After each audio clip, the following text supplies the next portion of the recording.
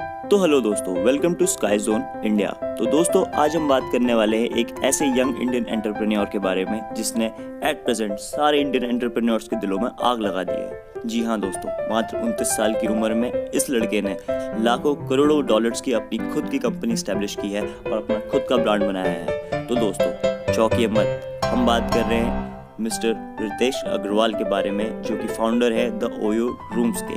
जी हाँ दोस्तों, इस लड़के को अभी आप अपने डेस्कटॉप में या अपने मोबाइल की स्क्रीन में देख रहे हैं, इसी लड़के का नाम है रितेश अग्रवाल, जिसने अपने ड्रीम्स को हकीकत में बदला है अपने हार्ड वर्क से।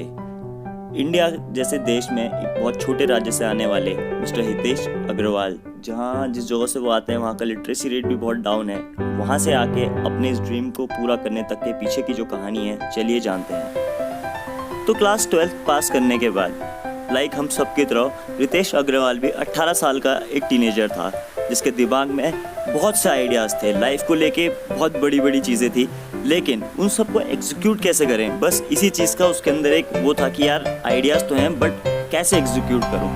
बस इन्हीं परेशानियों के चलते चलते रितेश ने कॉलेज ज्वाइन किया and finally he drop his ideas. तो रितेश ने कॉलेज ज्वाइन तो किया, लेकिन उनका मन कॉलेज में था नहीं। वो उन सब बच्चों की तरह शायद नहीं थे।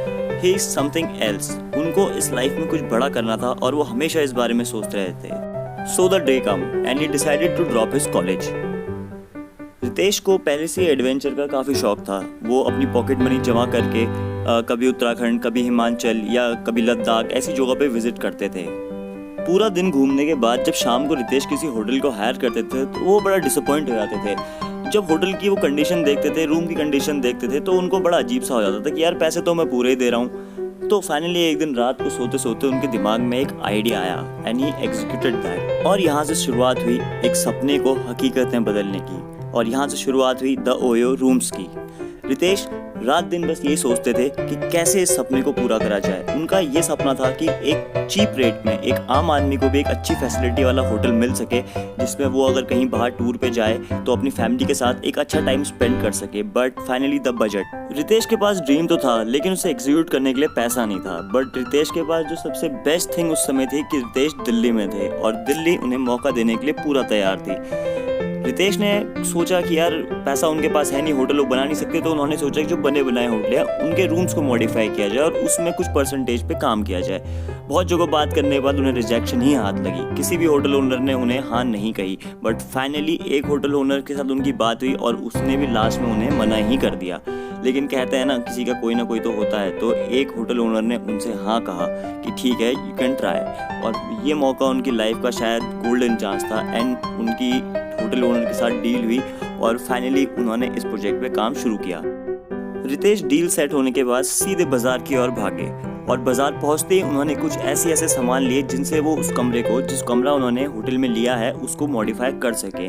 10 या 20 हज़ार की शॉपिंग उन्होंने उस कमरे के लिए करी।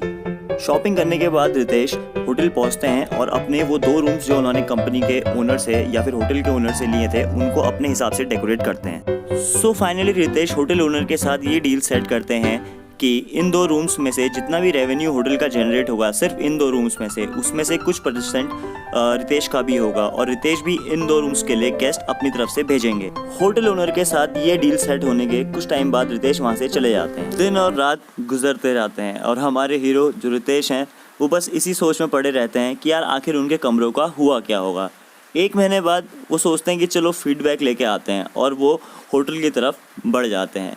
होटल पहुंचते ही पूरा स्टाफ और इवन वहाँ के बॉस उन्हें देख के बहुत खुश होते हैं और उनके जो होटल के बॉस होते हैं वो सबके सामने रितेश को शाबाशी देते हैं। वो बताते हैं कि जब से उन्होंने उन 2 रूम्स का मॉडिफिकेशन किया हुआ है तो तब से सबसे ज़्यादा उनके होटल में वही 2 रूम्स लग रहे हैं और जो गेस्ट हैं उन गेस्ट की जो सबसे ज़्यादा मांग है सिर्फ उन्हीं रूम्स के लिए है।